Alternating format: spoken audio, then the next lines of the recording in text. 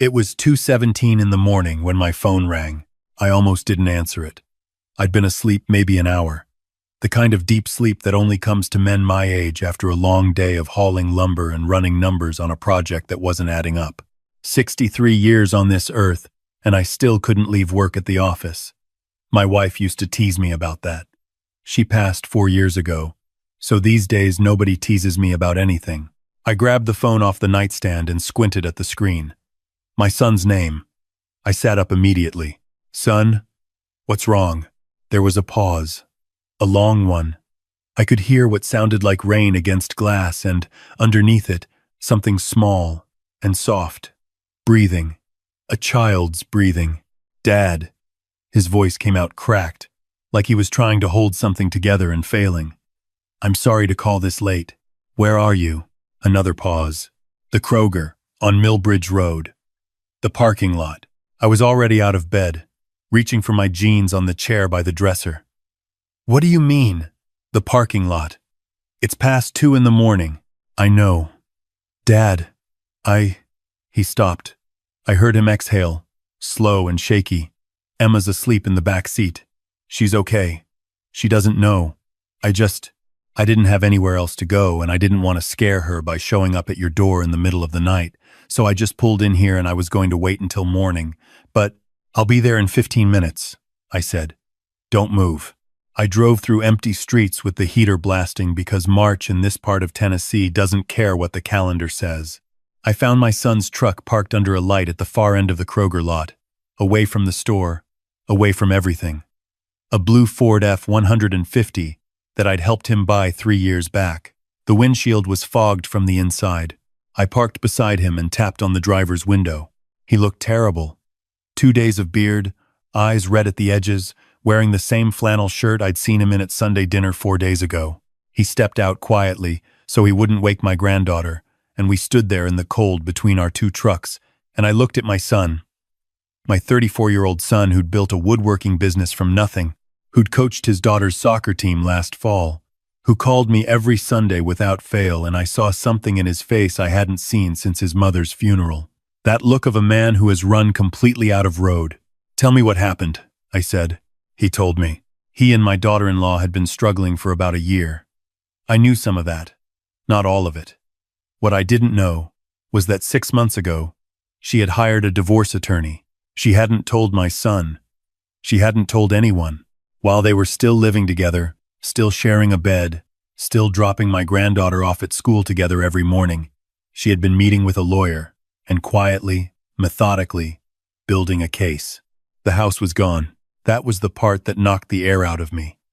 The house they'd bought together 5 years ago, the one my son had spent 2 summers renovating himself every weekend, every vacation day, ripping out old drywall and laying hardwood floors, and building my granddaughter a bedroom with a window seat that looked out over the backyard. That house. My daughter-in-law had refinanced it 8 months ago. My son had signed the papers. She'd told him it was to get a lower interest rate, shown him a stack of documents, pointed to where to sign. He'd signed. What he'd actually signed, he found out 3 days ago, was a quitclaim deed transferring his ownership interest to her name only. The refinance had been real. She'd pulled out $112,000 in equity and moved it into an account he didn't know existed. Then she'd sold the house. Closed 2 weeks ago. The buyers were already scheduled to take possession at the end of the month. He found out because the new owner's moving company called his cell phone by mistake, asking about parking restrictions on the street. When he'd confronted her, she hadn't denied it. She'd told him the marriage was over, that she had a new place already, and that her attorney would be in touch about custody. She told him to find somewhere to stay. Then she'd taken my granddaughter to her mother's house and called the police to do a wellness check when he didn't leave fast enough, telling the officer that she was afraid of him. He wasn't arrested. But the officer had told him it would be better if he left voluntarily while things got sorted out legally. So he'd left. He'd been sleeping in the truck for 3 nights. He had my granddaughter for his scheduled custody nights, under their informal arrangement. They'd been doing 50 over 50 since the separation started. No court order yet, just a verbal agreement. And he hadn't told me because he didn't want to worry me. And he hadn't gone to a motel because he'd spent most of his cash account on a lawyer's retainer that week, and he'd been sitting in that Kroger parking lot in the cold because he didn't want my granddaughter to wake up scared at a grandfather's house in the middle of the night. That was my son. Even at his lowest point, he was thinking about her feelings first. I opened the back door of his truck and looked at my granddaughter curled up in the back seat under a Minnie Mouse blanket I recognized from Christmas 2 years ago. 7 years old, dark hair fanned out against the headrest, completely peaceful. She had no idea. I closed the door softly. "Get her things," I said. "Whatever's in the truck. You're both coming home with me tonight. And in the morning, we're going to start fixing this. Dad, I don't want to drag you into." "Daniel," I put my hand on his shoulder and waited until he looked at me. "I've been your father for 34 years. There is nothing to drag me into. This is what fathers do. Now get her things." He broke then. Just for a second. Standing in a cold parking lot at 2 in the morning, my son put his hand over his face and cried the way men do when they've been holding it for too long. And finally someone tells them they don't have to anymore. I put my arm around him and let him. Then he wiped his face on his sleeve, nodded once, and reached into the back of the truck for my granddaughter's backpack. I carried her inside myself. She barely stirred. In the morning, I made pancakes because that's what my granddaughter wanted, and I watched her eat at my kitchen table with maple syrup on her chin and her feet swinging because they didn't quite reach the floor, and I felt something settle into place inside my chest. Something quiet and certain. I was going to need that certainty in the weeks ahead. My son and I talked after she'd gone to watch cartoons in the living room. I asked him to tell me everything, from the beginning, leaving nothing out. It took almost 2 hours. I took notes on a legal pad because I'm old-fashioned and because writing things down helps me see the shape of them. What I was looking at, by the time he was done, was not just a bad divorce. What I was looking at was fraud. The quitclaim deed signed under false pretenses. The secret account. The equity pulled out of a jointly owned asset. The coordinated story told to the police. None of this was spontaneous. This had been planned.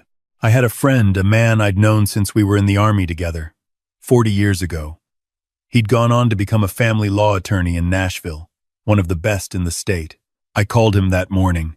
His name was Frank Garrett, and when I explained the situation, he was quiet for a long moment and then he said, "How soon can you and your son come in?" We drove to Nashville that afternoon, my granddaughter staying with my neighbor Ruth, who had known her since she was born, and who made better cookies than anyone I'd ever met in my life. My son brought everything he had: bank statements, the original mortgage documents, the refinancing paperwork, text messages, emails. Frank sat across from us and went through it all slowly and carefully, the way a man does when he's looking for something specific and knows he's going to find it. He found it. The quitclaim deed had been notarized by a woman named Patricia Voss. Frank knew that name. Patricia Voss was a notary who had lost her commission 2 years ago for irregularities in document certification. She was not legally authorized to notarize anything. The deed, therefore, had a problem. Beyond that, the timing of the equity withdrawal, the secret account, and the subsequent sale done without my son's knowledge or consent on a property he still co-owned at the time constituted, in Frank's words, a fairly textbook case of marital asset dissipation, which is a legal way of saying she stole from him. Frank said one more thing before we left his office that day. He said, "I want you to understand that whoever helped her put this together knew what they were doing. This wasn't your wife acting alone. She had professional guidance." My son looked at me. I looked at him. We drove home mostly in silence. The next 3 weeks were the hardest kind of work, the kind that doesn't show on the outside. Frank filed an emergency motion to preserve the remaining marital assets, which stopped my daughter-in-law from moving or spending any more of the money she'd extracted. He filed for formal custody proceedings. He hired a forensic accountant named Tom Briggs, a quiet, meticulous man who wore the same khaki jacket every time I saw him and who had, Frank told me, once traced a hidden account through 17 shell transactions, and still testified about it for 3 hours without notes. Tom started pulling records. Meanwhile, I did what I could on my end. I'm a contractor by trade. I've been in business for 30 years, started with nothing but a used truck and a willingness to work. I know how money moves through a small business because I've watched it move through mine for 3 decades. My son ran a custom furniture and cabinetry shop. He'd built it himself, starting in my garage when he was 26, growing it until it employed 4 other people and had a waiting list that stretched 4 months out. I'd lent him $45,000 in those early years, a loan he'd paid back in full with interest by the time he was 30. Tom found that the business accounts had been accessed regularly over the past 8 months. My daughter-in-law had been listed as an authorized signatory on the business account since they were married. A common arrangement. A trust that turns out to mean everything when that trust is broken. Transfers to the secret account. Small ones at first, then larger. Totaling, when Tom finished counting, just over $68,000. So the number was $180,000. That was the total of what she had taken. 112 from the house, 68 from the business. $180,000 moved quietly and carefully over 8 months, while she was still eating dinner at our table on Sundays and posting photos of family hikes on her social media. Frank called me on a Thursday evening in early April. "We have something else," he said. "Something your son should know about." Tom had found a pattern in the transfers. They were made, almost without exception, on Tuesday and Thursday evenings. When Frank dug into the phone records subpoenaed as part of the asset discovery, he found that those were also the evenings my daughter-in-law exchanged the most messages with a number registered to a man named Cole Whitfield. He was not a relative. He was a former sales manager at a company she'd worked for before she and my son were married. She had reconnected with him, based on the message timestamps, 14 months ago. The planning of the financial extraction had begun approximately 6 months later. I drove to my son's workshop the next morning. He was sanding a cabinet door in the back, wearing his safety glasses, music playing low. I turned off the radio and sat down on a sawhorse and told him what Frank had told me. He put down the sanding block. He took off his glasses. He stood there for a long moment looking at the cabinet door like he was reading something written in the grain of the wood. "How long?" he finally asked. "Frank thinks at least a year before she filed." He nodded slowly. I watched my son process the information that the woman he'd spent 9 years building a life with had been methodically dismantling it while he was standing right next to her. I didn't say anything. Some things don't need commentary. Some things just need to be witnessed. After a while, he said, "I want to make sure Emma never knows about him. Not from us. Not from any of this. Frank will make sure it stays out of the custody proceedings as much as possible," I said. "But the financial case is different." "I know." He picked up the sanding block again. "Let's just get it done." The custody hearing came first. It was a Monday in late April, in a county courtroom that smelled like old wood and industrial cleaning fluid. My daughter-in-law's attorney was a man named Gerald Price. Sharp suit, sharp haircut, the kind of lawyer who treats a courtroom like a performance. He had clearly been told to go hard on the fitness question. He came in with a stack of declarations asserting that my son was unstable, unreliable, that the nights with him were disrupted and chaotic, that my granddaughter had been distressed. Frank let him finish. Then Frank put my son on the stand. My son spoke for 45 minutes. He talked about my granddaughter's school, her teachers' names, her best friend, her food allergies, her nighttime routine, her fear of loud thunder and what they did about it. He talked about the nights in the truck, and he was honest about them. Because Frank had told him to be honest about everything, that the truth told plainly is always stronger than anything dressed up to look better than it is. He explained why he hadn't come to me immediately. He explained what he'd done to protect my granddaughter during those nights. The blanket, the parking under lights, the quiet so she could sleep. Then Frank called me. I told the court what I'd found when I arrived at that parking lot. I told them about my son's first concern, being my granddaughter's comfort. I told them about the pancakes the next morning and the normalcy he'd maintained for her through all of it. I am not a man who speaks easily in formal settings, but I am a man who has spent 63 years learning what it means to be a father, and I had a lot to say on that subject. The guardian ad litem, A woman named Dr. Patricia Morse, who had been appointed to represent my granddaughter's interests, had spent 3 weeks interviewing everyone involved. When she submitted her report, it recommended primary physical custody with my son. Gerald Price looked at the report for a long moment, and then looked at my son's attorney, and I saw something shift in his posture. Just slightly, the way a man shifts when he realizes the ground under him is softer than he thought. The judge awarded my son primary physical custody with my daughter-in-law having scheduled parenting time. My granddaughter would finish the school year without disruption. She would stay in the home, my home, where her room was the same room my son had slept in growing up, where she'd been spending weeknights since April, where she knew every corner, and where Ruth from next door brought cookies on Fridays. My son gripped my arm in the hallway outside the courtroom. He didn't say anything. Neither did I. We didn't need to. The financial case took another 6 weeks.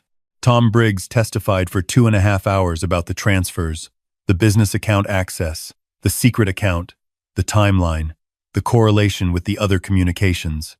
He was the same man in the same khaki jacket, and he spoke without drama or emphasis. Just one number after another, one date after another, one transaction after another, until the room was full of $180,000 worth of quiet, documented truth. My daughter-in-law's attorney had tried to argue that the business account transfers were her rightful access to marital assets. Frank asked Tom to walk through the specific categorizations of those funds: payroll reserves, vendor payments, materials deposits, tax withholdings, money that didn't belong to either of them personally, business operating funds, not household assets. Tom walked through it. The argument dissolved. The quitclaim deed was invalidated. The house sale proceeds were frozen. The secret account was ordered disclosed and its balance included in the marital estate. My daughter-in-law was required to return the funds. All of them. The court structured it across 18 months, with the first payment due within 30 days. Gerald Price negotiated hard to keep the fraud findings civil rather than criminal, and Frank let him, because my son had said from the beginning that he didn't want to send anyone to prison.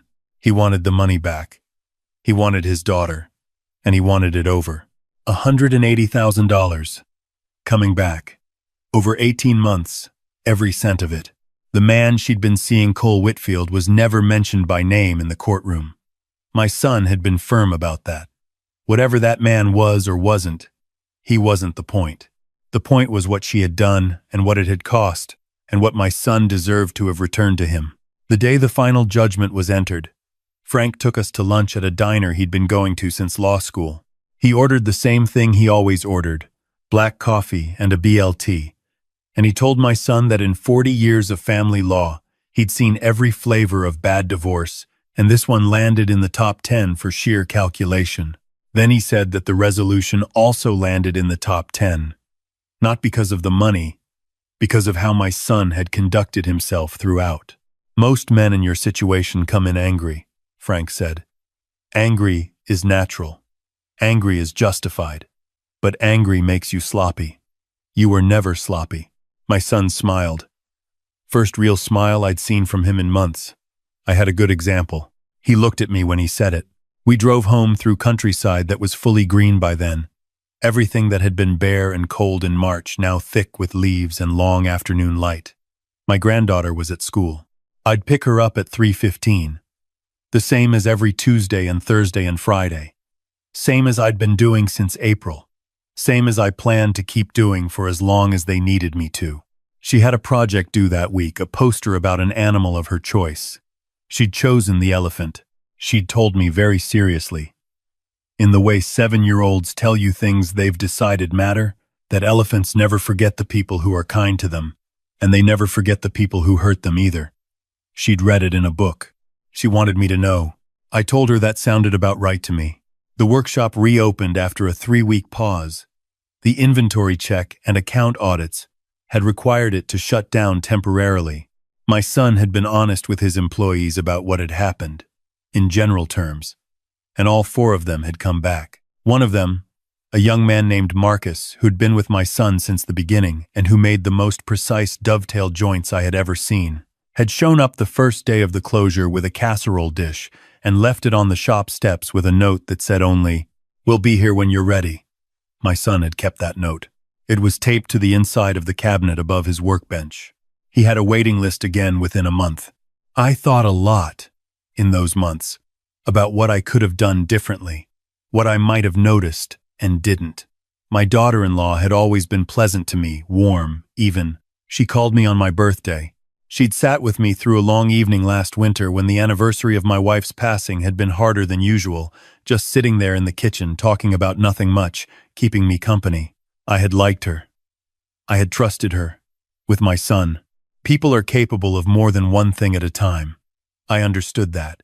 Understanding it didn't make it easier, but it made it possible to stop looking for the moment I should have seen it coming. Some things don't announce themselves. Some things build in the dark, behind walls you didn't know you needed to check. What I did know, and had always known, was my son. Not because fathers always know their children perfectly, we don't, and anyone who tells you otherwise is selling something, but because I had paid attention. I had shown up. I had been present in the particular and unglamorous way that fatherhood actually requires at the school events that conflicted with work, at the soccer games in the rain, at the Sunday calls that sometimes ran 45 minutes because he just wanted to talk through a problem. Not solve it, just talk. I had learned my son the way you learn anything worth knowing.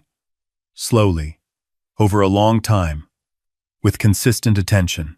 And so when he called me at 2:17 in the morning from a parking lot, I already knew, before he said a word, that whatever had happened was not his fault. That's not the blindness of a father. That's the knowledge of one.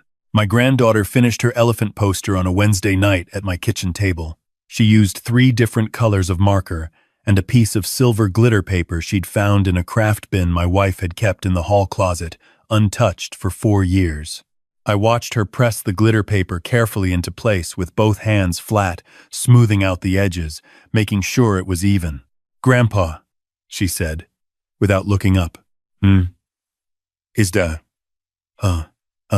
Are we going to live here forever?" I considered the question the way it deserved to be considered. She wasn't asking about the house. She was asking about the us, the particular arrangement of people and routines and pancake Saturdays and cookie Fridays and the specific weight of permanence that children need to feel to grow straight. "Your dad is looking at a place about 2 miles from here," I said, "with a yard and a garage big enough for him to build things in." She looked up then. "But will we still come here?" "Every week," I said. "I'll make sure of it." She nodded, satisfied, and went back to her poster. I looked at her there at my kitchen table, at her dark hair, and her serious expression and her small hands pressing silver paper flat, and I thought about that parking lot in March, about my son's cracked voice on the phone, about the cold and the fog on the windshield, and the way I'd stood there between 2 trucks and put my arm around my son and let him hold himself together again. I thought about what it had cost and what it had taken and what $180,000 actually looks like when it's not a number but a life that someone tried to take apart piece by piece over 8 months while smiling across a dinner table. I thought about Frank Garrett and Tom Briggs and the 4 employees who showed up when they were called. I thought about my granddaughter telling me that elephants remember who was kind to them. I thought, this is what it means to be a father.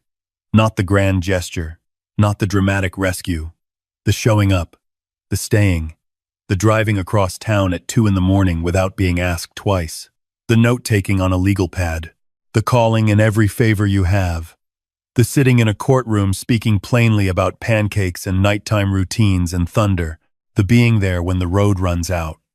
So your son knows the road doesn't end there. My granddaughter held up the finished poster. The elephant was large and silver and slightly lopsided, and it was the best thing I had seen in years. "What do you think?" she asked. I think," I said, "that your grandmother would have loved it." She beamed. She carried the poster to the drying rack my son had built into the mudroom wall years ago, because even then, even when he was barely in his 20s, he'd been building things meant to last. That's my son. That's who he is. And I have never, not for a single day, doubted it.